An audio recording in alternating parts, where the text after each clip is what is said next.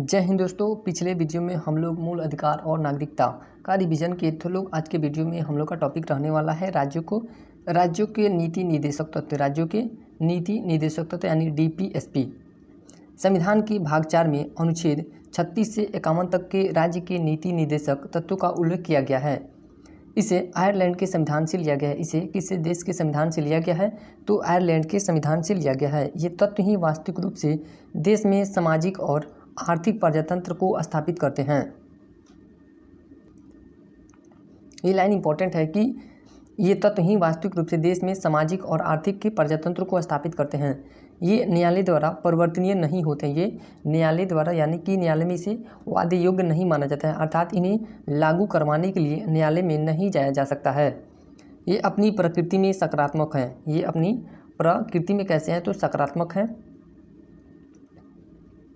और ये कल्याणकारी राज्य की अवधारणा पर आधारित है। ये किससे अवधारणा पर आधारित है?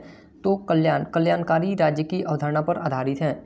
नीति निर्देशक के सिद्धांत का दर्शन एवं उसकी आत्मा है। नीति निर्देशक सिद्धांत संविधान का दर्शन एवं उसकी आत्मा है। अनुच्छेद 36 क्या कहता है? इस अनुच्छेद में कहा गया है कि अनुच्छेद 12 में दी गई राज्य की परिभाषा भाग 4 अर्थात नीति निर्देशक तत्वों के लिए भी लागू होगी। अनुच्छेद 37 यद्यपि नीति निर्देशक तत्व न्यायालय द्वारा परिवर्तनीय नहीं है, तथापि ये शासन के मूलभूत हैं और राज्य को विधि बनाते समय इन तत्वों का प्रयोग करना चाहिए। अनुच्छेद 38 राज्य लोक कल्याण की अभिवृद्धि के लिए प्रयास करेगा। राज्य किसके लिए प्रयास करेगा? तो लोक कल्याण के लिए। अनुच्छेद 38 का ए सामाजिक आर्थिक राजनीतिक न्याय की स्थापना करने हेतु राज्य द्वारा प्रयास 42वें संविधान संशोधन द्वारा इसे जोड़ा गया था। अनुच्छेद 38A को किस संविधान संशोधन द्वारा जोड़ा गया था? तो 42वें संविधान संशोधन द्वारा जोड़ा गया था। अब है अनुच्छेद 38B राज्य आय प्रतिष्ठा अवसर तथा सुविधाओं की असमानताओं को समाप्त करने का प्रयास करेगा। इसे 44वें संविधान संशोधन 1978 के द्वारा जोड़ा गया था। अनुच्छेद 39 राज्य अपनी नीतियों का संचालन इस प्रकार करेगा कि जीविकोपार्जन का साधन प्रत्येक के स्त्रियों यानी कि अनुच्छेद 39 में सब क्लॉज दिया गया है, तो इसको देखते हैं लोग कि सब क्लॉज 1 में यानी कि अनुच्छेद 1 जीविकोपार्जन का साधन प्रत्येक स्त्री एवं पुरुष को समान रूप से उपलब्ध हो। ये 42वें संविधान संशोधन द्वारा जोड़ा गया था। ये किस संविधान संशोधन द्वारा जोड़ा गया था? तो 42वें संविधान संशोधन। और इसमें स्त्री एवं पुरुष को समान रूप से कार्य उपलब्ध कराए जाने की बात कही गई है। अनुच्छेद 39 का 2 भौतिक संसाधनों यथा खनिज, पेट्रोलियम, धातु, कोयला आदि पर राज्य इस प्रकार नियंत्रण करें जिससे इसका लाभ संपूर्ण समाज को मिल सके। अब है 39(3) का देश की पूंजी, संपत्ति तथा उत्पादन के संसाधनों का विकेंद्रीकरण हो। अनुच्छेद 39 का 4 में समान कार्य के लिए समान वेतन का प्रावधान दिया गया है, यानी कि स्त्री पुरुष के समान काम के लिए समान वेतन देने की बात कही गई है। अगला अनुच्छेद है 39(5) में राज्य श्रमिक स्त्री पुरुष के स्वास्थ्य और शक्ति का तथा बालकों के सुकुमार अवस्था का दुरुपयोग नहीं होने देगा। अनुच्छेद 39 का 6 में राज्य बालकों के स्वस्थ विकास हेतु स्वतंत्र एवं गरिमामय वातावरण उपलब्ध कराएगा। साथ ही बालकों तथा अल्पसंख्यकों की शोषण से रक्षा करेगा। अनुच्छेद 40 ये इंपॉर्टेंट है कि ग्राम पंचायतों का गठन किस अनुच्छेद में दिया गया है? तो अनुच्छेद 40 इसमें किसका प्रावधान है? तो ग्राम पंचायतों का गठन का। अनुच्छेद 41 कुछ विशेष परिस्थितियों में रोजगार यानी कि काम, शिक्षा व सहायता पाने का अधिकार, साथ ही बेकारी, बीमारी एवं बुढ़ापे में सहायता का प्रावधान किया गया है अनुच्छेद 41 में। अनुच्छेद 42 राज्य काम की न्यायसंगत और मनोचित दशाओं का प्रबंध करेगा, साथ ही स्त्रियों के लिए प्रसूति सहायता का उपबंध भी करेगा। अनुच्छेद 43 कृषकों एवं अन्य मजदूरों की जीवन निर्वाह हेतु न्यूनतम मजदूरी तथा कुटीर उद्योगों को प्रोत्साहन दिया जाएगा। अनुच्छेद 43 का क उद्योगों के प्रबंधन में कामगारों एवं श्रमिकों का प्रतिनिधित्व होना चाहिए। अनुच्छेद 44 ये भी इम्पोर्टेंट है। समान सिविल संहिता किस अनुच्छेद में निहित है? तो अनुच्छेद 44 में। अनुच्छेद 45 बच्चों को आरंभिक देखभाल एवं शिक्षा की व्यवस्था की बात कही गई है। अनुच्छेद 46 में राज्य द्वारा दुर्बल वर्गों विशेषतः एससी और एसटी के शिक्षा एवं आर्थिक संबंधी हितों की रक्षा यानी कि आरक्षण की बात अनुच्छेद 46 में किया गया है। अनुच्छेद 47 हानिकारक मादक द्रव्य एवं अन्य नशीले पदार्थों के सेवन व उपयोग पर प्रतिबंध अर्थात राज्य लोगों के स्वास्थ्य एवं जीवन स्तर को सुधारने का प्रयास करेगा। शराबबंदी इसी अनुच्छेद के तहत बंद किया जाता है।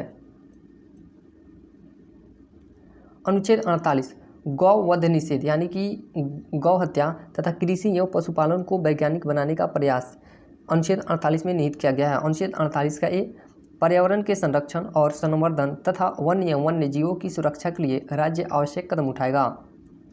अनुच्छेद 49 राष्ट्रीय महत्व के ऐतिहासिक स्थलों की सुरक्षा राज्य करेगा। अनुच्छेद 50 न्यायपालिका को कार्यपालिका से पृथक करने के लिए राज्य कदम उठाएगा। अनुच्छेद 51 राज्य अंतर्राष्ट्रीय शांति एवं बंधुत्व के लिए प्रयास करेगा। संविधान के अन्य भागों में वर्णित नीति निर्देशक तत्व। अनुच्छेद 50 राज्य भाषाई अल्पसंख्यक वर्ग के बालकों हेतु प्राथमिक स्तर पर मातृभाषा में शिक्षा की व्यवस्था करेगा। अनुच्छेद 51 संघ का कर्तव्य है कि हिंदी भाषा के प्रचार हेतु प्रयास करे। अनुच्छेद 335 संघ तथा राज्य की सेवाओं में नियुक्ति करने में एससी एसटी की नियुक्ति प्रशासन की दक्षता को ध्यान में रखा जाएगा। संविधान में नीति निर्देशक तत्व तेज बहादुर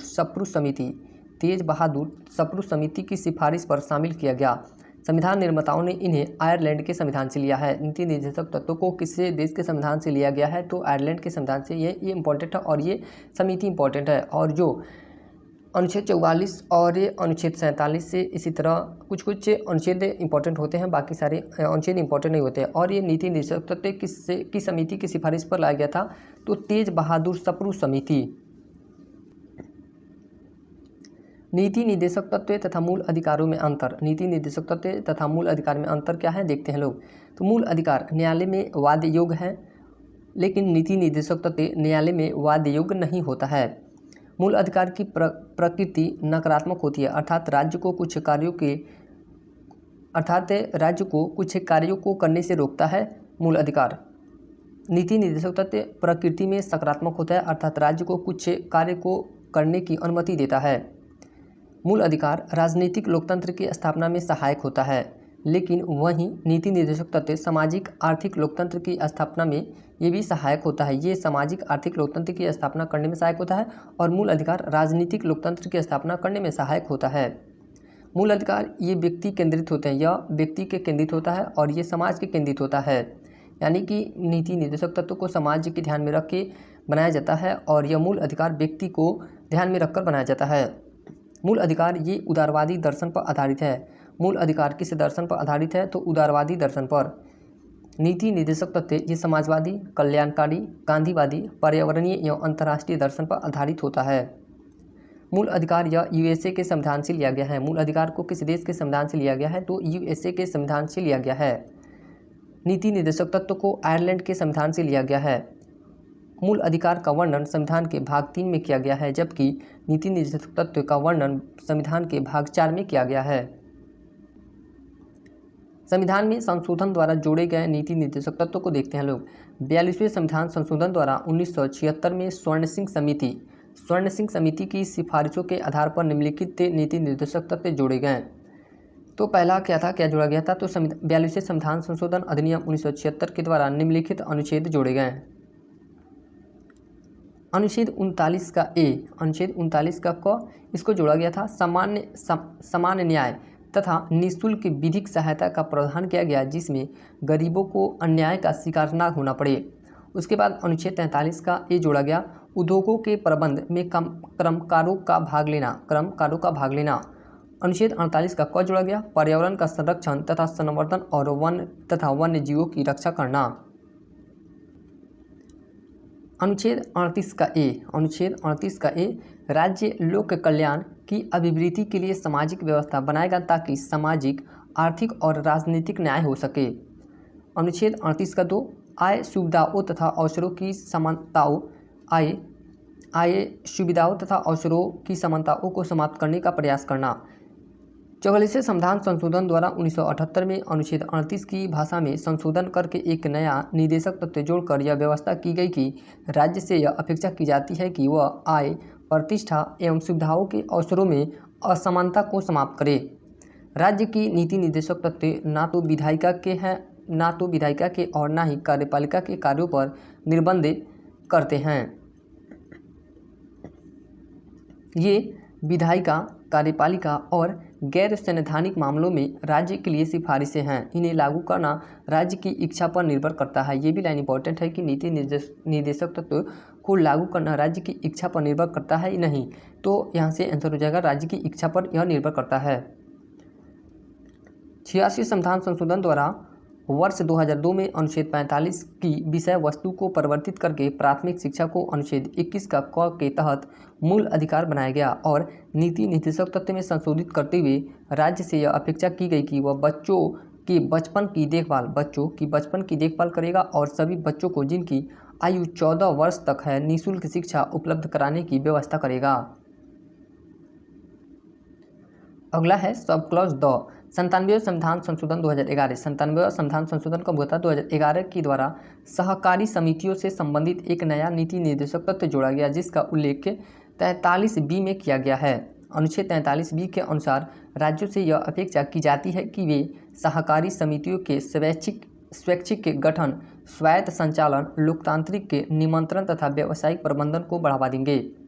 नीति निर्देशक तत्व के संबंध में विचार, कुछ व्यक्तियों के विचार देखते हैं लोग कौन कौन से क्या क्या विचार दिए गए थे। के.एम. पनिक्कर के अनुसार नीति निर्देशक तत्व यह आर्थिक क्षेत्र में समाजवाद की स्थापना करते हैं।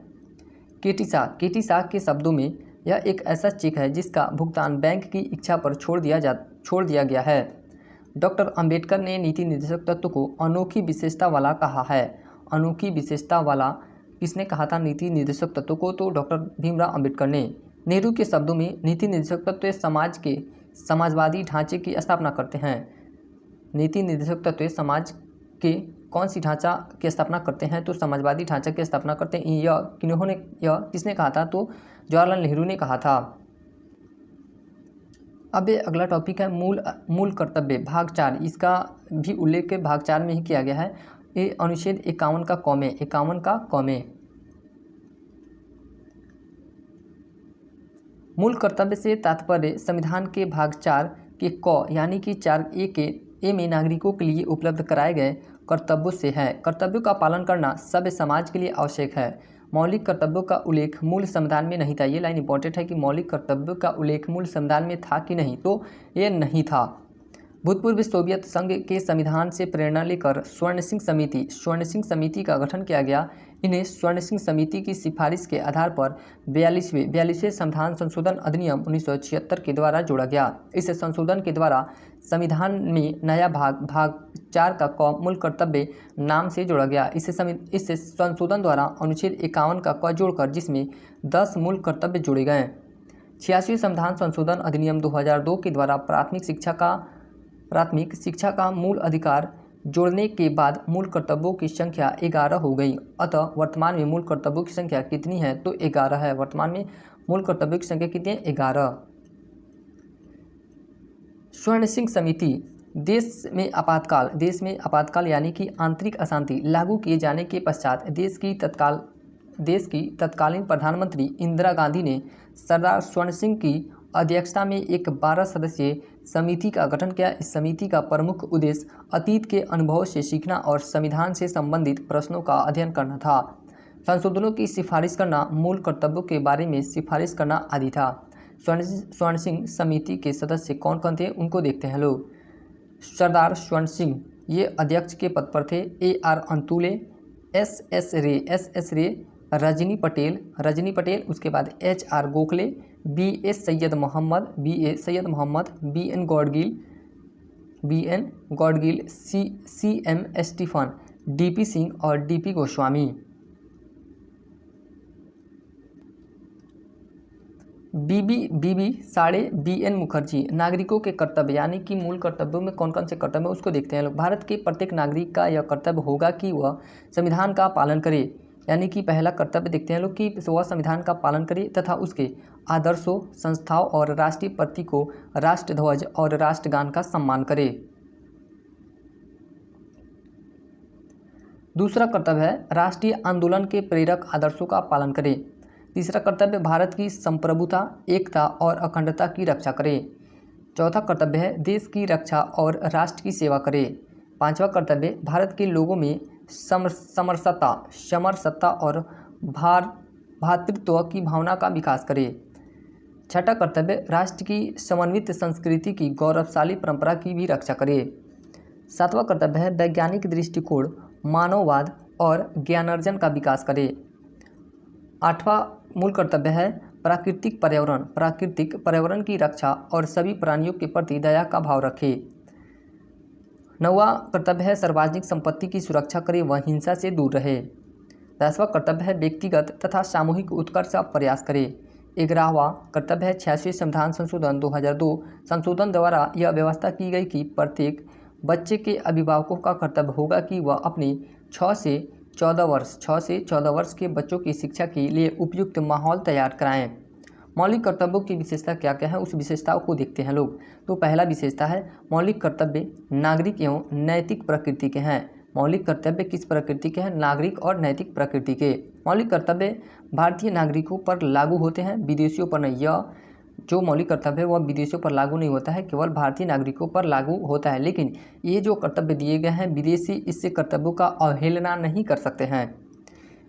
तीसरी विशेषता है मौलिक अधिकार व एवं मौलिक कर्तव्य में स्पष्ट अंतर है। मौलिक कर्तव्य कानूनी तौर पर लागू नहीं किए जा सकते हैं। मौलिक कर्तव्य कानूनी तौर पर लागू नहीं किए जा सकते हैं। अब हम लोग का अगला चैप्टर है संघीय कार्यपालिका। अगला चैप्टर का नाम क्या है? संघीय कार्यपालिका।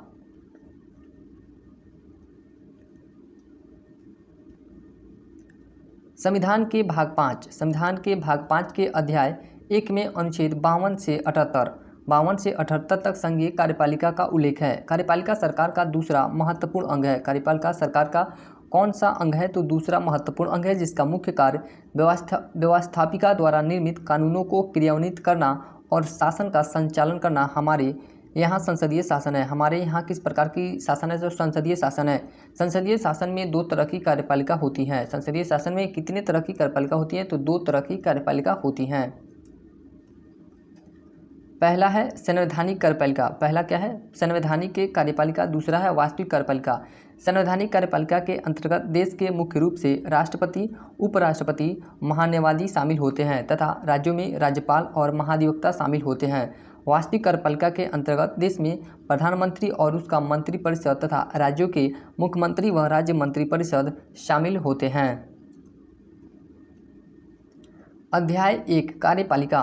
राष्ट्रपति और उपराष्ट्रपति। इसमें अध्याय 1 में कार्यपालिका में कौन कौन से टॉपिक दिए गए हैं? तो राष्ट्रपति को पढ़ना है और उपराष्ट्रपति को। अनुच्छेद 52 में भारत के राष्ट्रपति का उल्लेख किया गया है। अनुच्छेद 53 संघ की कार्यपालिका शक्ति, यानी कि कार्यपालिका शक्ति राष्ट्रपति में निहित है। राष्ट्रपति की जो शक्ति प्राप्त होती है वह कैसी होती है? तो कार्यपालिका शक्ति। अनुच्छेद 54 राष्ट्रपति का निर्वाचन का उल्लेख किया गया अनुच्छेद 54 में। अनुच्छेद 55 राष्ट्रपति के निर्वाचन की रीति या विधि का वर्णन किया गया है। अनुच्छेद 56 में राष्ट्रपति की कार्यकाल का वर्णन किया गया है। अनुच्छेद 57 में पुनर्निर्वाचन के लिए पात्रता, यानी कि पुनर्निर्वाचन की व्याख्या अनुच्छेद 57 में किया गया है। अनुच्छेद 58 में राष्ट्रपति निर्वाचित होने के लिए अर्हताएं यानी कि नियम और शर्तें दिया गया है अनुच्छेद 58 में। अनुच्छेद 59 राष्ट्रपति पद के लिए शर्तें। राष्ट्रपति पद के लिए कौन कौन सी शर्तें हैं उनको भी उनका वर्णन अनुच्छेद 59 में किया गया है। अनुच्छेद 60 राष्ट्रपति द्वारा शपथ या प्रतिज्ञान। अनुच्छेद 61 राष्ट्रपति पर महाभियोग चलाने की प्रक्रिया अनुच्छेद 61 में दिया गया है। अनुच्छेद 62 राष्ट्रपति के पद रिक्त को भरने के लिए निर्वाचन करने का समय और आकस्मिक रिक्ति को भरने के लिए निर्वाचित व्यक्ति का पदावधि। अनुच्छेद 70 अन्य आकस्मिकताओं में राष्ट्रपति के कृत्यों का निर्वहन।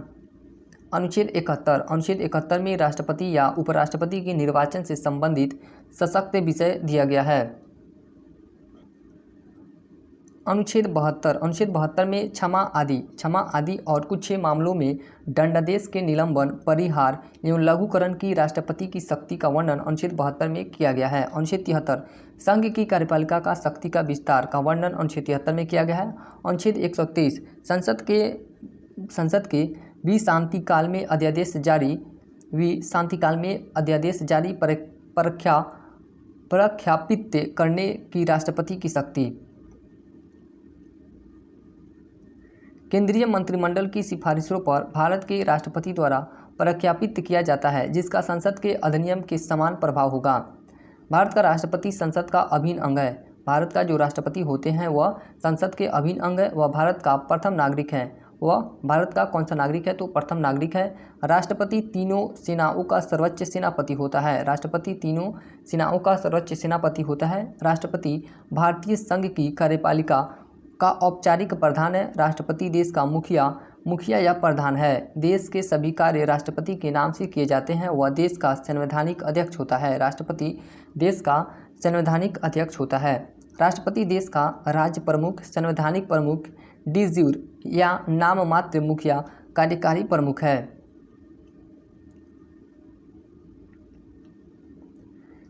देश का प्रथम नागरिक है। वह देश की एकता, अखंडता का प्रतीक है। संविधान के अनुच्छेद 52 में कहा गया है कि भारत का एक राष्ट्रपति होगा। अनुच्छेद 53 के अनुसार संघ की समस्त कार्यपालिका शक्तियाँ राष्ट्रपति में निहित होगी, जिसका प्रयोग वह स्वयं या अपने अधीनस्थों के माध्यम से करेगा। व्यवहार में उसे मंत्रिपरिषद की सलाह मानने को बाध्य किया गया है। राष्ट्रपति का निर्वाचन अनुच्छेद 54। राष्ट्रपति का निर्वाचन किस अनुच्छेद में वर्णन किया गया है? तो अनुच्छेद 54 में।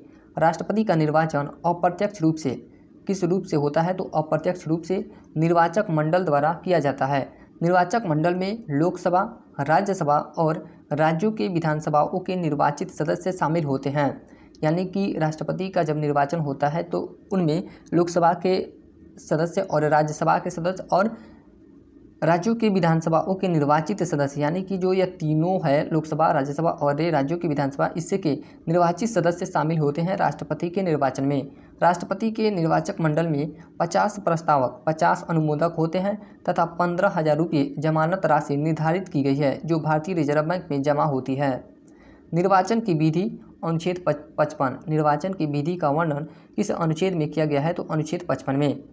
राष्ट्रपति का निर्वाचन अप्रत्यक्ष रूप से अनुपातिक के प्रतिनिधित्व पद्धति के अनुसार एकल संक्रमणीय मत प्रणाली द्वारा गुप्त मतदान से होता है। राष्ट्रपति के निर्वाचन में विभिन्न राज्यों का समान प्रतिनिधित्व होना चाहिए तथा संघ व राज्यों के साथ समानता होनी चाहिए। इसलिए संसद के सदस्यों के मत मूल्य का योग्य विधानसभाओं के सदस्यों के मत मूल्य के योग्य के बराबर होता है। राज्यों के बीच, यानी कि संसद के जो सदस्य होते हैं उनका मत और विधानसभा के सदस्य होते हैं उनका मत का मूल्य एक बराबर होता है। राज्यों के बीच एकरूपता प्राप्त करने तथा संघ एवं राज्यों के मध्य समतुल्यता प्राप्त करने के लिए विधायक व सांसदों का मत मूल्य निकाला जाता है।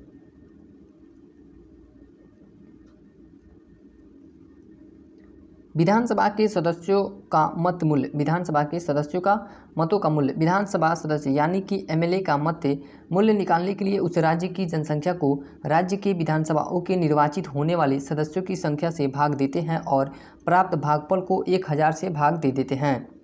तो यहाँ पे फॉर्मूला दिया गया है कि सदस्यों के मतों का मूल्य कैसे निकाला जाता है। तो एक विधायक का मत मूल्य, अगर एक विधायक का मत मूल्य निकालना है तो राज्य की जनसंख्या 1971 के जनसंख्या के आधार पर ली जाती है और राज्य के निर्वाचित होने वाले विधायक गुणे 1/1000। जैसे राजस्थान के विधायक का मत मूल्य को देखा जाए तो राज्य की जनसंख्या है 2,57,65,806, 2,57,65,806 और राज्य में निर्वाचित होने वाले विधायकों की संख्या 200 है। गुणे 1/1000 जनसंख्या से तात्पर्य 1971 की जनसंख्या से है। 1971 में राजस्थान की जनसंख्या 2,57,65,806 थी। इसलिए राजस्थान के एक विधायक का मत 129 है। इसलिए राजस्थान के एक विधायक का मत मूल्य कितना है? तो 129 है। 84वें संविधान संशोधन अधिनियम 2001 के द्वारा प्रावधान किया गया कि राष्ट्रपति के निर्वाचन में 1971 की जनसंख्या 2026 तक यानी कि प्रयुक्त की जाएगी। सांसद का मतमूल का फॉर्मूला उसी तरह होता है, सभी राज्यों के विधायकों के मतमूल का योग और सांसद के निर्वाचित सदस्यों की संख्या। तो सभी राज्यों के विधायकों के मतमूल का योग कितना होता है, तो 5,49,474 होता है और संसद में निर्वाचित सदस्यों की कुल संख्या 776 होती है और मतों का योग मूल कितना हो जाएगा 708। राज्यसभा में निर्वाचित सदस्य कितने होते हैं 233 और लोकसभा में निर्वाचित सदस्य 543। दोनों सदनों के निर्वाचित सदस्यों का योग 776 होता है। सांसद के मतों का मूल योग 776 गुणे 708 बराबर 5,49,408 होगा। 16वें राष्ट्रपति चुनाव 2022 में द्रौपदी मुर्मू को 6,76,803 वोट यानी कि 64.03% वोट मिले थे, जबकि विपक्ष में यशवंत सिन्हा को 3,80,177 35.97% वोट मिले थे। निर्धारित कोटा, अगला टॉपिक है निर्धारित कोटा। चूंकि राष्ट्रपति का निर्वाचन अनुपातिक के प्रतिनिधित्व के द्वारा एकल संक्रमणीय मत पद्धति से और गुप्त मतदान द्वारा होता है, इसलिए राष्ट्रपति के चुनाव में निर्वाचित होने के लिए उम्मीदवार को वोट का एक निश्चित भाग प्राप्त करना होता है, जिसे कोटा कहते हैं। कोटा का भी फॉर्मूला होता है, जैसे कोटा इक्वल टू कुल वैध मत निर्वाचित होने वाले पद की संख्या +1 और उसके बाद +1 किया जाता है। कोटा कुल वैध मत +1 बटा A +1 यानी कि एक प्लस एक। माना कि यहाँ पे एग्जांपल दिया गया उसको देखते हैं लोग। माना कुल वैध मत यदि 100 है, क्योंकि एक व्यक्ति ही राष्ट्रपति निर्वाचित होना है, इसलिए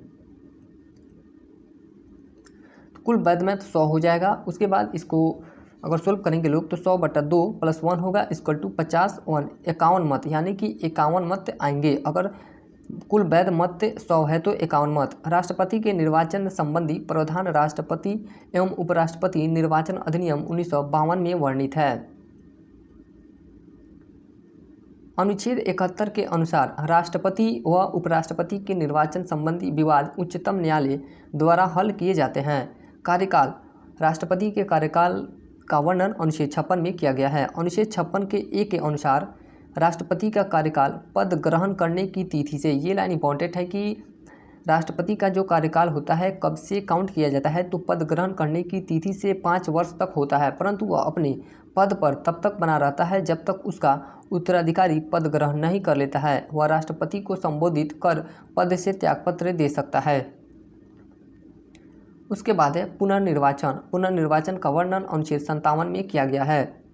कोई व्यक्ति जितनी बार चाहे देश का राष्ट्रपति निर्वाचित हो सकता है। संविधान इस मामले में मौन या चुप है।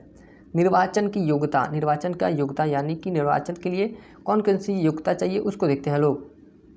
संविधान के अनुच्छेद 58 के अनुसार राष्ट्रपति निर्वाचित होने के लिए निम्नलिखित योग्यताएं होनी चाहिए। राष्ट्रपति निर्वाचित होने के लिए निम्नलिखित योग्यताएं होनी चाहिए। पहली योग्यता, वह भारत का नागरिक हो। दूसरी, उसकी आयु 35 वर्ष से कम ना हो, यानी कि राष्ट्रपति के निर्वाचन के लिए 35 वर्ष होना अनिवार्य है। केंद्र सरकार या किसी राज्य सरकार के अधीन लाभ के पद पर कार्यरत ना हो। वह लोकसभा के सदस्य बनने की योग्यता रखता हो। वह दिवालिया या पागल ना हो। वेतन भत्ते एवं पेंशन, राष्ट्रपति का वर्तमान में वेतन 5 लाख रुपये प्रति मासिक है।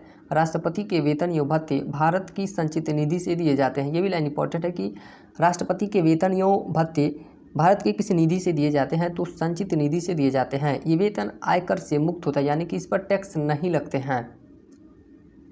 अवकाश ग्रहण के बाद राष्ट्रपति को 1.5 लाख रुपये प्रति माह पेंशन मिलता है। अब है शपथ, राष्ट्रपति की शपथ। राष्ट्रपति उच्चतम न्यायालय के मुख्य न्यायाधीश द्वारा या उसकी अनुपस्थिति में वरिष्ठतम न्यायाधीश द्वारा संविधान के संरक्षण, प्रतिरक्षण व परिरक्षण की शपथ दिलाई जाती है। वह भारत की जनता की सेवा और कल्याण में निरत रहने और श्रद्धापूर्वक राष्ट्रपति पद का कार्यपालन करने की शपथ लेता है। अनुच्छेद 60 में राष्ट्रपति का शपथ का वर्णन किया गया है। त्यागपत्र। राष्ट्रपति अपना त्यागपत्र उपराष्ट्रपति को संबोधित करके देता है और उपराष्ट्रपति इसकी सूचना सबसे पहले लोकसभा अध्यक्ष को देता है। ये भी लाइन इंपॉर्टेंट है कि राष्ट्रपति अपना त्यागपत्र किसे देता है, तो उपराष्ट्रपति को। महाभियोग प्रक्रिया, इसका वर्णन अनुच्छेद 61 में किया गया है। संविधान का अतिक्रमण करने पर राष्ट्रपति को अनुच्छेद 61 में वर्णित महाभियोग प्रक्रिया द्वारा पद से हटाया जा सकता है। महाभियोग प्रक्रिया संसद द्वारा चलाई जाने वाली एक अर्धन्यायिक प्रक्रिया है। ये भी लाइन इंपॉर्टेंट है कि महाभियोग कैसी प्रक्रिया है, न्यायिक प्रक्रिया है या अर्धन्यायिक प्रक्रिया, तो यह अर्धन्यायिक प्रक्रिया है। यह प्रक्रिया संसद के किसी भी सदन में शुरू की जा सकती है, अर्थात लोकसभा में भी और राज्यसभा में भी।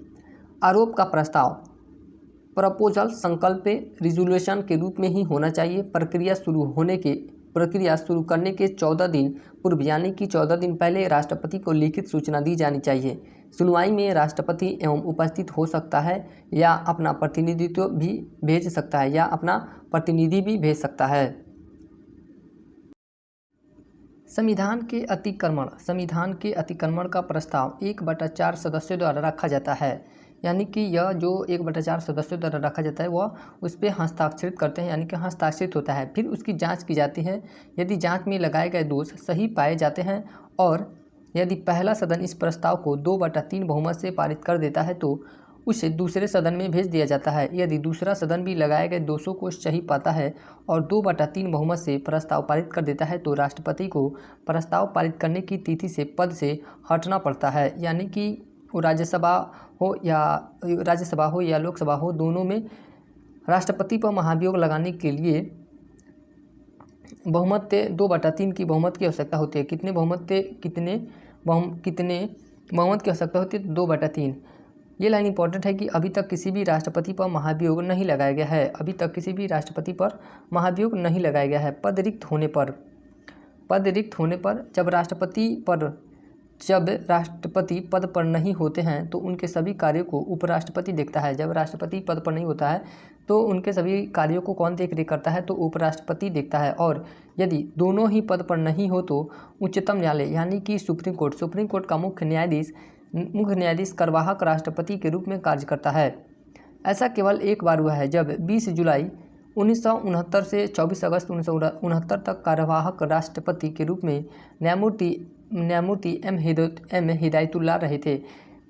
कार्यवाहक राष्ट्रपति के रूप में एम हिदायतुल्लाह कब से कब तक रहे थे, तो 20 जुलाई 1969 से लेकर 24 अगस्त 1969 तक। और ये कार्यवाहक के राष्ट्रपति के रूप में पद पर आसीन थे। जब हिदायतुल्लाह कार्यवाहक राष्ट्रपति बने तो उन्हें सर्वोच्च न्यायालय के वरिष्ठ न्यायाधीश जेसी शाह ने शपथ दिलाई थी।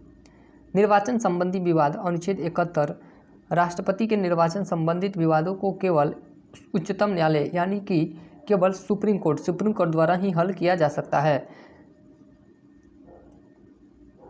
अब है राष्ट्रपति का क्रम। हमारे देश में कितने राष्ट्रपति हुए उन सभी राष्ट्रपतियों का क्रम दिया गया। तो प्रथम राष्ट्रपति कौन थे, तो डॉक्टर राजेंद्र प्रसाद 1952 में स्वतंत्र भारत के प्रथम राष्ट्रपति थे डॉक्टर राजेंद्र प्रसाद। दूसरे क्रम के राष्ट्रपति के रूप में डॉक्टर राजेंद्र प्रसाद ही हुए 1957 में। दूसरी बार राष्ट्रपति इस बार सर्वाधिक जीत यानी कि 99% वोट के साथ थे डॉक्टर राजेंद्र प्रसाद भारत के राष्ट्रपति बने थे। तीसरे क्रम के राष्ट्रपति थे डॉक्टर सर्वपल्ली राधाकृष्णन और ये 1962 ईस्वी में बने थे। यह भारत के प्रथम उप प्रधानमंत्री थे। ये भारत के प्रथम क्या थे, तो प्रथम उप प्रधानमंत्री थे। चौथे क्रम के राष्ट्रपति थे डॉक्टर जाकिर हुसैन 1967 ईस्वी। यह प्रथम मुस्लिम समुदाय के राष्ट्रपति थे। पद पर रहते मृत्यु वाले प्रथम राष्ट्रपति थे, यानी कि जब ये राष्ट्रपति के पद पर थे तभी इनकी मृत्यु हो गई थी। पांचवें क्रम के राष्ट्रपति हैं बीबी गिरी 1969। यह भारत के प्रथम कार्यवाहक राष्ट्रपति थे। तदुपरांत चुनाव जीतकर राष्ट्रपति बने। इन्होंने कांग्रेसी प्रत्याशी नीलम संजीव रेड्डी को हराया था। छठे क्रम के राष्ट्रपति न्यायमूर्ति एम हिदायतुल्लाह यानी कि ये कार्यवाहक के राष्ट्रपति के रूप में कार्य किए थे। और इनका कार्यकाल कब से कब तक था, तो 20 जुलाई 1969 से लेकर 24 अगस्त 1969 तक। 7वें क्रम के राष्ट्रपति बीबी गिरी थे 1969 से लेकर 1974 तक। फिर है छठे क्रम के राष्ट्रपति फ़खरुद्दीन अली मोहम्मद 1974। इनके समय राष्ट्रीय आपात लगा था। यह सबसे कम कार्यकाल वाले राष्ट्रपति हैं। इनकी भी पद पर रहते हुए मृत्यु हुई थी। प्रथम डॉक्टर जाकिर हुसैन, यानी कि प्रथम वो कौन से राष्ट्रपति थे जिनकी मृत्यु पद पर रहते हुए हुई थी, तो डॉक्टर जाकिर हुसैन। और दूसरे नंबर के राष्ट्रपति कौन हो जाएंगे, तो फ़खरुद्दीन अली अहमद। उसके बाद 7वें क्रम के राष्ट्रपति एन संजीव रेड्डी 1977 से लेकर 1982 एकमात्र निर्विरोध चुने गए राष्ट्रपति। ये भी लाइन इंपॉर्टेंट है कि एकमात्र निर्विरोध चुने गए राष्ट्रपति कौन थे, तो एन संजीव रेड्डी। नोट देखते हैं लोग, नोट में क्या है। फ़खरुद्दीन मोहम्मद की मृत्यु के पश्चात भारत के उपराष्ट्रपति बीडी जत्ती को कार्यवाहक राष्ट्रपति बनाया गया था। 8वें क्रम के राष्ट्रपति कौन थे, ज्ञानी जैल सिंह 1982 से लेकर 1987। यह पंजाब के पूर्व मुख्यमंत्री भी रहे। ऑपरेशन ब्लू स्टार इन्हीं के समय हुआ था। इंदिरा गांधी की हत्या इन्हीं के कार्यकाल के दौरान हुई थी। इन्होंने भारतीय डाक संशोधन विधेयक 1986 पर पॉकेट वीटो का उपयोग किया था। ये लाइन इंपॉर्टेंट है कि किस राष्ट्रपति ने भारतीय डाक घर संशोधन विधेयक 1986 पर पॉकेट वीटो का उपयोग किया था, तो ज्ञानी जैल सिंह ने। यह प्रथम सिख राष्ट्रपति थे। ये प्रथम क्या थे, तो प्रथम सिख राष्ट्रपति थे। 9वें क्रम के राष्ट्रपति कौन है, आर वेंकट रमन 1987 से लेकर 1992 ईस्वी। यह एलपीजी सुधार के समय थे। यह किससे समय थे, एलपीजी सुधार के समय थे। यह वित्त मंत्री थे जो बाद में राष्ट्रपति बने। इन्होंने 4 प्रधानमंत्री राजीव गांधी, बीपी सिंह, चंद्रशेखर, पीवी नरसिम्हा राव के साथ कार्य किया है। 10वें क्रम के राष्ट्रपति शंकर दयाल शर्मा 1992 से लेकर 1997। यह पहले उपराष्ट्रपति भी रह चुके थे। 11वें क्रम के राष्ट्रपति के आर नारायण 1997 से लेकर, इनका कार्यकाल 1997 से लेकर 2002 तक रहा था। यह प्रथम दलित राष्ट्रपति थे और ये पूर्व IFS भी थे। 12वें क्रम के राष्ट्रपति APJ अब्दुल कलाम थे। इनका कार्यकाल 2002 से लेकर 2007 तक था। यह प्रथम वैज्ञानिक थे जो राष्ट्रपति बने। राष्ट्रपति बनने से पूर्व भारत रत्न से सम्मानित 1997 में APJ अब्दुल कलाम को भारत रत्न कब दिया गया था, तो 1997 में। इन्होंने विजन 2020 दिया था। 13वें क्रम की राष्ट्रपति कौन थी, तो प्रतिभा पाटिल। इनका कार्यकाल 2007 से लेकर 2012 तक रहा था। यह भारत की प्रथम महिला राष्ट्रपति थी। इन्होंने भैरव सिंह शेखावत को हराया था। राजस्थान की प्रथम महिला गवर्नर भी यही थी। राजस्थान की प्रथम महिला गवर्नर कौन थी, तो प्रतिभा पाटिल। 14वें क्रम के राष्ट्रपति प्रणब मुखर्जी थे। इनका कार्यकाल 2012 से लेकर 2017 तक रहा था। यह पहले वित्त मंत्री थे। रामनाथ कोविंद 15वें क्रम के राष्ट्रपति रामनाथ कोविंद थे। इनका कार्यकाल 2017 से लेकर 2022 तक रहा था। यह भारत के दूसरे दलित राष्ट्रपति थे। रामनाथ कोविंद भारत के दूसरे दलित राष्ट्रपति थे। 16वें क्रम की राष्ट्रपति द्रौपदी मुर्मू हैं। 2022 से वर्तमान यानी कि 2022 में यह पद पर आसीन हुई थी। क्रमशः 16वें राष्ट्रपति, व्यक्तिगत 15वें राष्ट्रपति। व्यक्तिगत रूप से यह 15वीं राष्ट्रपति के पद को ग्रहण की हैं और वे क्रम से देखा जाए तो 16वें राष्ट्रपति हैं। यह प्रथम आदिवासी महिला राष्ट्रपति हैं और दूसरी महिला राष्ट्रपति भी। इनका जन्म कहाँ हुआ था, तो बैदापासी गांव मयूरभंज उड़ीसा में हुआ है। इनका जन्म उड़ीसा में हुआ है। यह आज़ादी के बाद जन्म लेने वाली पहली राष्ट्रपति है। यह सबसे कम आयु की राष्ट्रपति यानी कि 64 वर्ष में इन्होंने राष्ट्रपति का पद ग्रहण किया था। बीबी गिरी के पश्चात सबसे कम वोट प्राप्त करने वाली राष्ट्रपति भी यही हैं। इन्होंने यशवंत सिन्हा को राष्ट्रपति चुनाव में हराया। अब है अगला टॉपिक, राष्ट्रपति की शक्तियाँ क्या क्या होती है उसको देखते हैं लोग। संविधान में राष्ट्रपति की अनेक शक्तियों का उल्लेख है। अध्ययन की सुविधा की दृष्टि से राष्ट्रपति की शक्तियों का निम्नलिखित शीर्षकों में बांटा जा सकता है। तो पहला है कार्यकारी शक्तियाँ। पहला शक्ति का नाम क्या है? कार्यकारी शक्तियाँ। संविधान के अनुच्छेद 53 के अनुसार संघ की समस्त कार्यकारी शक्तियाँ राष्ट्रपति में निहित है। देश के सभी कार्य, नियम, उपनियम राष्ट्रपति के नाम से बनाए जाते हैं और लागू भी किए जाते हैं। राष्ट्रपति प्रधानमंत्री की नियुक्ति करता है। राष्ट्रपति क्या करता है? तो प्रधानमंत्री की भी नियुक्ति करता है। राष्ट्रपति लोकसभा में बहुमत प्राप्त दल के नेता को देश का प्रधानमंत्री नियुक्त करता है तथा प्रधानमंत्री की सलाह पर मंत्रिपरिषद की भी नियुक्ति करता है। मंत्रिपरिषद की भी नियुक्ति करता है।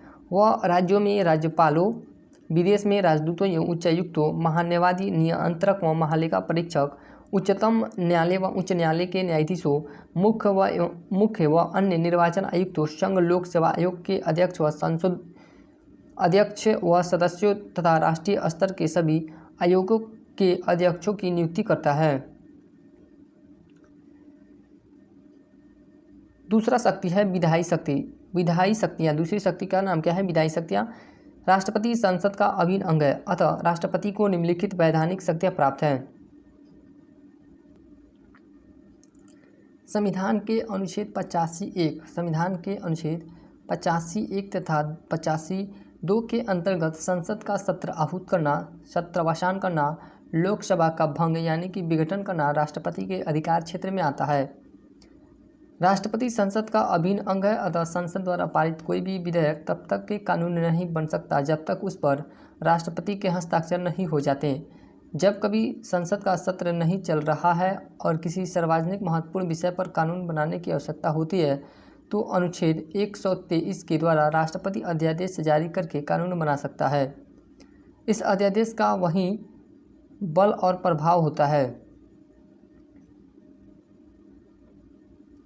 इससे अध्यादेश का वही बल और प्रभाव होता है जैसा संसद द्वारा बनाए गए कानून का होता है, जिसका संसद का सत्र शुरू होने के 6 सप्ताह में अनुमोदन किया जाना जरूरी है, अन्यथा यह अध्यादेश स्वतः ही रद्द हो जाएगा। किसी भी अध्यादेश की अधिकतम अवधि 6 माह और 6 सप्ताह हो सकती है। किसी भी, ये लाइन इंपॉर्टेंट है कि किसी भी अध्यादेश की अधिकतम अवधि कितने दिन की होती है? तो 6 माह, 6 महीने या 6 सप्ताह ही हो सकती है। राष्ट्रपति ऐसा अध्यादेश किसी भी समय वापस ले सकता है।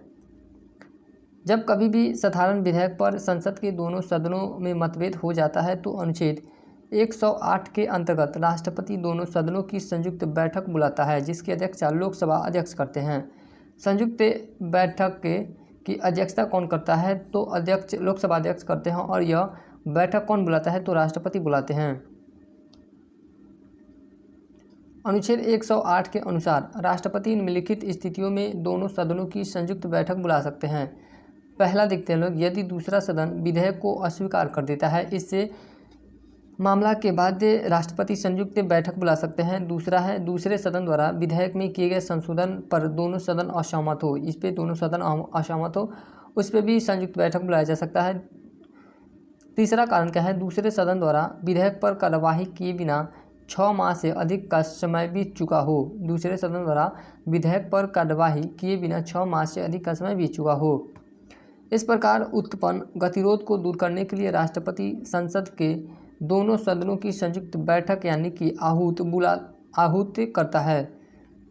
दोनों सदनों की संयुक्त बैठक आहूत यानी कि बुलाना करता है। प्रत्येक नवनिर्वाचित लोकसभा के बाद होने वाले प्रथम सत्र को और प्रत्येक वर्ष के प्रथम सत्र को और दोनों सदनों की संयुक्त बैठक को राष्ट्रपति संबोधित करता है। अनुच्छेद 38(2) के अनुसार राष्ट्रपति लोकसभा का कार्यकाल आपातकाल के दौरान 1 वर्ष बढ़ा सकता है। अनुच्छेद, ये लाइन इंपॉर्टेंट है कि अनुच्छेद 83(2) के अनुसार राष्ट्रपति लोकसभा का कार्यकाल जो होता है 5 साल का, उसे आपातकाल के दौरान 1 वर्ष और यानी कि 6 वर्ष कर सकता है।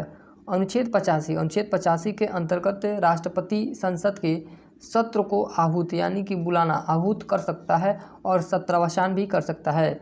अनुच्छेद 86 के द्वारा राष्ट्रपति को संसद के दोनों सदनों में राष्ट्रपति को अभिभाषण देने और संदेश भेजने का अधिकार है। अनुच्छेद 87 के अनुसार राष्ट्रपति का विशेष अभिभाषण 2 बार हो सकता है। ये लाइन इंपॉर्टेंट है कि अनुच्छेद 87 के अनुसार राष्ट्रपति का विशेष अभिभाषण कितनी बार हो सकता है? तो 2 बार। विधेयकों पर राष्ट्रपति की अनुमति, विधेयकों पर राष्ट्रपति की अनुमति। धन विधेयक और भारत की संचित निधि, धन विधेयक और भारत की संचित निधि से व्यय संबंधी विधेयक लोकसभा में पेश करने से पूर्व राष्ट्रपति की अनुमति लेना जरूरी है। नए राज्यों के निर्माण, राज्यों के नामों व सीमा क्षेत्र आदि में परिवर्तन संबंधी विधेयक में राष्ट्रपति को पूर्व अनुमति लेना जरूरी है। विधेयकों पर राष्ट्रपति की अनुमति अनुच्छेद 111 में अनुच्छेद 111 में वर्णन किया गया है। जब कोई विधेयक संसद द्वारा पारित करके राष्ट्रपति के पास भेजा जाता है तो राष्ट्रपति उसे स्वीकृति दे सकता है या अपनी स्वीकृति सुरक्षित रख सकता है, यानी कि अपने पास उस विधेयक को सुरक्षित रख सकता है, अथवा विधेयक को पुनर्विचार के लिए भी भेज सकता है, यानी कि फिर उसे दोबारा विचार के लिए भी भेज सकता है। कोई भी विधेयक हो तो उससे विधेयक पर स्वीकृति भी अपना दे सकता है और अपने स्वीकृति के अनुसार सुरक्षित अपने पास भी रख सकता है और विधेयक को पुनर्विचार के लिए भेज सकता है। वह किसी विधेयक पर अपनी अनुमति रोक भी सकता है जिसे वीटो पावर कहते हैं। वह किसी विधेयक पर अपनी अनुमति रोक भी सकता है जिसे वीटो पावर कहते हैं। राष्ट्रपति की वीटो 4 प्रकार की होती है। राष्ट्रपति का जो वीटो पावर होता है कितने प्रकार का होता है, तो 4 प्रकार का। अत्यंतिक वीटो, पहला होता है अत्यंतिक वीटो, राष्ट्रपति द्वारा अनुमति रोकने पर कानून न बनना किसी निजी विधेयक पर, यानी कि अत्यंतिक वीटो में राष्ट्रपति द्वारा अनुमति रोकने पर कानून नहीं बनता है किसी भी निजी विधेयक पर।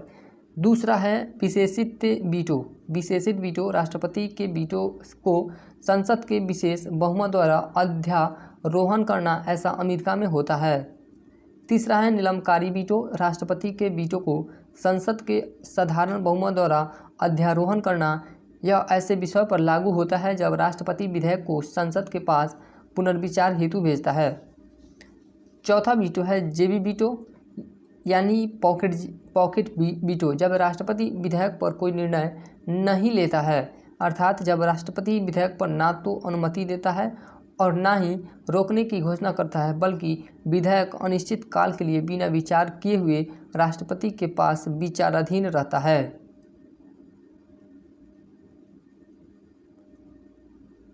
जैसे 1986 में राष्ट्रपति ज्ञानी जैल सिंह द्वारा भारतीय डाक के घर संशोधन विधेयक पर इस वीटो का प्रयोग किया गया।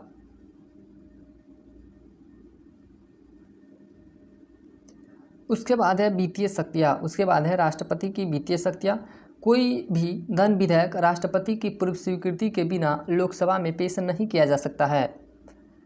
दूसरा वित्तीय शक्ति देखते हैं लोग। भारत की आकस्मिक निधि पर राष्ट्रपति का पूर्ण नियंत्रण होता है। वह केंद्र सरकार को विशेष परिस्थितियों में फंड जारी कर सकता है।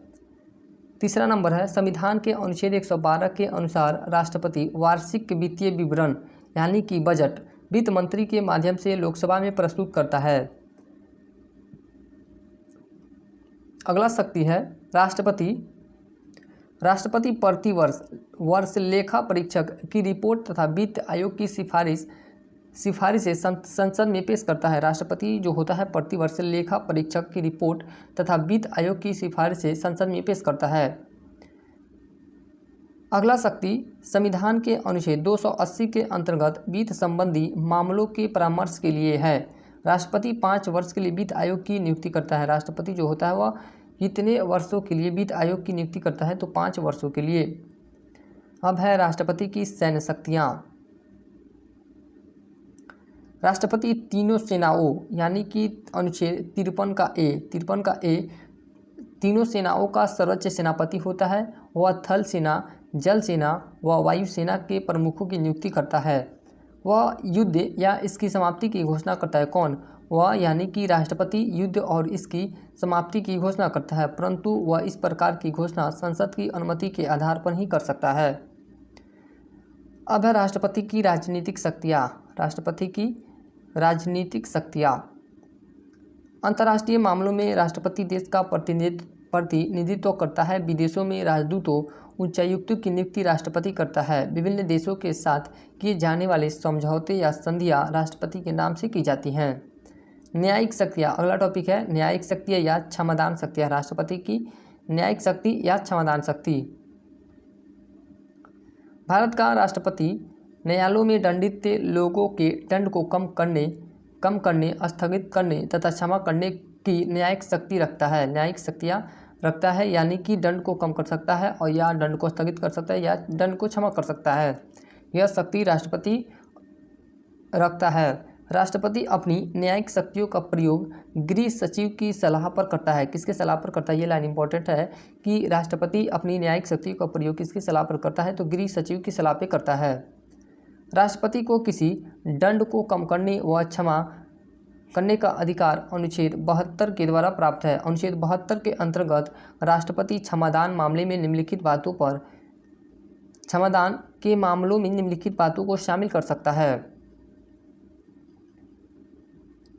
जैसे पहला है क्षमा करना, पार्डन। दूसरा है प्रविलंबन। तीसरा है विराम। चौथा है परिहार। पांचवा है लघुकरण। अगला टॉपिक है आपातकालीन शक्तियाँ। राष्ट्रपति के पास आपातकालीन शक्तियाँ भी मौजूद होती हैं। संविधान के भाग 18 में अनुच्छेद 352 से लेकर 360 के अंतर्गत राष्ट्रपति की आपातकालीन शक्तियों का उल्लेख किया गया है। पहला है राष्ट्रीय आपातकाल अनुच्छेद 352। दूसरा है राष्ट्रपति शासन अनुच्छेद 356। तीसरा है वित्तीय आपातकाल अनुच्छेद 360। पहला देखते हैं लोग राष्ट्रीय आपातकाल अनुच्छेद 352। यदि देश को किसी दूसरे देश से युद्ध या बाहरी आक्रमण का खतरा हो या सशस्त्र विद्रोह की स्थिति उत्पन्न हो जाए तो सारे देश में या उसके किसी भूभाग पर अनुच्छेद 352 के अंतर्गत राष्ट्रपति केंद्रीय मंत्रिमंडल की लिखित अनुशंसा के आधार पर राष्ट्रीय आपातकाल की घोषणा कर सकता है, जिसका संसद द्वारा एक माह में 2/3 बहुमत से अनुमोदन किया जाना जरूरी है। प्रारंभ में यह 6 माह के लिए लगाया जाता है। इसे अनंत काल तक भी बढ़ाया जा सकता है और किसी दूसरी घोषणा द्वारा राष्ट्रपति इसे वापस से ले सकता है और किसी दूसरी घोषणा द्वारा ही राष्ट्रपति इसे वापस ले सकता है या हटा सकता है। अब तक देश में 3 बार 1962, 1971, 1975 में राष्ट्रीय आपातकाल लगाया जा चुका है। तो जो राष्ट्रपति राष्ट्रीय आपातकाल की घोषणा करता है तो किसके सिफारिश पे करता है? तो केंद्रीय मंत्रिमंडल की लिखित अनुशंसा पर। यह लाइन इंपॉर्टेंट है कि लिखित अनुशंसा पर राष्ट्रपति राष्ट्रीय आपातकाल की घोषणा करता है। और यह प्रथम बार कितनी माह के लिए लगाया जाता है? तो 6 माह के लिए लगाया जाता है और इसे बढ़ाकर अनंत काल तक भी बढ़ाया जा सकता है। इसकी अवधि अनंत काल तक भी बढ़ाया जा सकता है। और अब तक कितनी बार राष्ट्रीय आपातकाल लग चुका है? तो 3 बार, 1962, 1971 और 1975। संपूर्ण भारत के संविधान में मंत्रिमंडल शब्द का एकमात्र अनुच्छेद 352 में उल्लेख है। 44वें संविधान संशोधन द्वारा जोड़ा गया। प्रथम बार 26 अक्टूबर 1962 भारत चीन युद्ध के समय नेहरू के शासनकाल में राष्ट्रपति राधाकृष्ण द्वारा घोषणा की गई राष्ट्रीय आपातकाल की। दूसरी बार 3 दिसंबर 1971 को भारत पाकिस्तान युद्ध के समय इंदिरा गांधी के काल में बीबी गिरी द्वारा घोषित किया गया राष्ट्रीय आपात। तीसरी बार 25 जून 1975 को आंतरिक अशांति के आधार पर इंदिरा गांधी द्वारा लागू किया गया, जिसकी घोषणा फखरुद्दीन अली अहमद ने की थी। दूसरा टॉपिक है राज्यों में राष्ट्रपति शासन या संवैधानिक तंत्र की विफलता। अनुच्छेद 356। संविधान के अनुच्छेद 356 के अनुसार यदि किसी राज्य का शासन संविधान के अनुसार नहीं चल रहा होता है तो उस राज्य में राज्यपाल की सिफारिश, किसकी सिफारिश पर?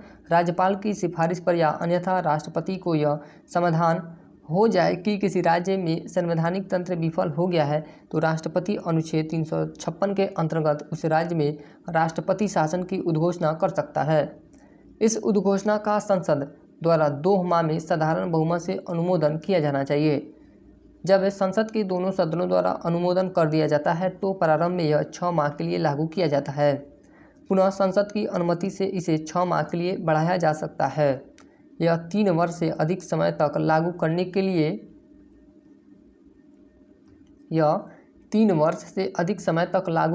लिए संविधान में संशोधन करना आवश्यक है। अधिकतम 3 वर्ष के लिए लागू रह सकता है। अनुच्छेद 365 के अनुसार यदि कोई राज्य सरकार संघ द्वारा दिए गए निर्देशों की अनुपालना नहीं कर रहा है या उसको प्रभावी बनाने में राज्य असफल रहता है तो राष्ट्रपति यह मान सकता है कि राज्य में राष्ट्रपति शासन लगाया जा सकता है। भारत में सबसे पहले पंजाब, ये लाइन इंपॉर्टेंट है कि भारत में सबसे पहले पंजाब यानी कि पेप्सू में 1951 में राष्ट्रपति शासन लगाया गया और सबसे अधिक के समय यानी कि सबसे लंबे समय तक 5 वर्ष पंजाब में लागू रहा। सबसे अधिक बार 10 बार मणिपुर में लागू किया गया है। अगला टॉपिक है वित्तीय आपातकाल, अनुच्छेद 360। वित्तीय आपातकाल का वर्णन किसमें किया गया है तो अनुच्छेद 360 में। यदि देश की आर्थिक स्थिति कमजोर हो जाती है अर्थात देश की साख को खतरा उत्पन्न हो जाता है तो अनुच्छेद 360 के अंतर्गत राष्ट्रपति द्वारा वित्तीय आपातकाल की घोषणा संपूर्ण देश या उसके किसी भूभाग पर की जा सकती है। इस उद्घोषणा को 2 माह में संसद द्वारा साधारण बहुमत द्वारा अनुमोदन होना चाहिए। अनुमोदन होने यानी कि संसद की सामान्य बहुमत से स्वीकृति पर वित्तीय आपातकाल अनिश्चित काल के लिए तब तक लागू रहेगा जब तक इसे वापस से ना लिया जाए।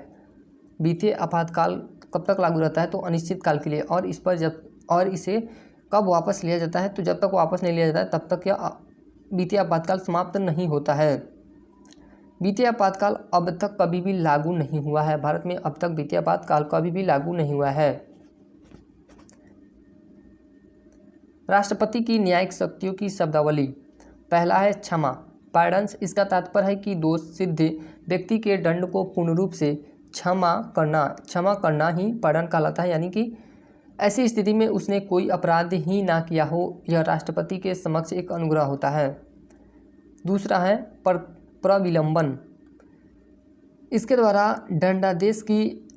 द्वारा दंडादेश का अस्थायी रूप से निलंबन किया जाता है। इसके उद्देश्य दोषी व्यक्ति को क्षमादान या दंडादेश के स्वरूप में परिवर्तन हेतु याचना के लिए समय देना है, यानी कि जो उसको दंड दिया जाता है, यानी कि अगर कठोर सजा दिया गया है किसी भी दोष सिद्ध व्यक्ति को तो उससे सजा में परिवर्तन करने के लिए याचना किया जाता है। अगला है विराम, विशेष कारणों में न्यून दंडादेश जारी करना। चौथा है परिहार, दंड की प्रकृति में परिवर्तन किए बिना दंड की मात्रा को कम करना, जैसे 2 वर्ष के कठोर कारावास को 1 वर्ष या 6 माह कर देना। पांचवा है लघुकरण, दंड की प्रकृति में परिवर्तन करते हुए उसे कम करना, जैसे 2 वर्ष के कठोर कारावास को 1 वर्ष के साधारण कारावास में बदलना।